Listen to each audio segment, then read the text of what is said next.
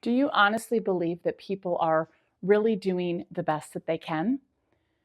We ask this question a lot in our various workshops and trainings that we do based off the Dare to Lead curriculum.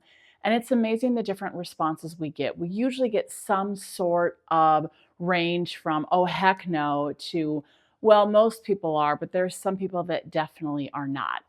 And one of the things that we walk people through is realizing how much we stand in judgment of others, that we expect perfection. Or very often, when we're standing in judgment of other people, if we're really honest with ourselves, it's because they aren't doing things the way that we would. So, therefore, something must be wrong, as if we're all knowing and have all the answers and we have it all together all the time. But it's how our brains work.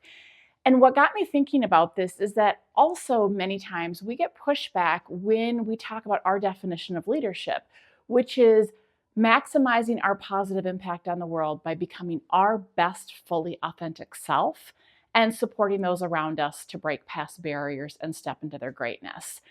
And where I'm going with this is so often we end up in a dialogue around, well, but we're not always our best, or this person isn't their best, or how can someone always be their best? We can't be a leader. And what I always come back to is our best, fully authentic self can be different from day to day.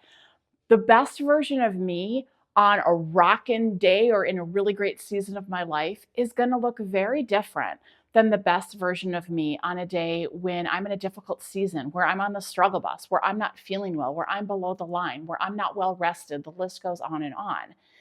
But in either of those cases, I can still show up as a leader. I can still maximize my positive impact, and I can be the best version of me that day in that season, recognizing that sometimes the best version of me is going to look different. And so we need to be able to cut ourselves some slack, but we also have to be able to cut others some slack and recognize, is this the best that they can do here, today, on this project, whatever. And keeping in mind that when we think about operating with this hypothesis of generosity, that people are doing the best that they can, it's not in absence of boundaries or our values and being in integrity. That's just called being a doormat or having zero accountability. So sometimes, if someone really is doing the best that they can, and you've provided them with every opportunity to be successful, and it's just not a fit, then the boundaries we have to put in place and what's best for everybody is to move that person along. And sometimes, if a person is doing the very best that they can and we realize that they just bring out the worst in us, we may have to put some boundaries around that relationship.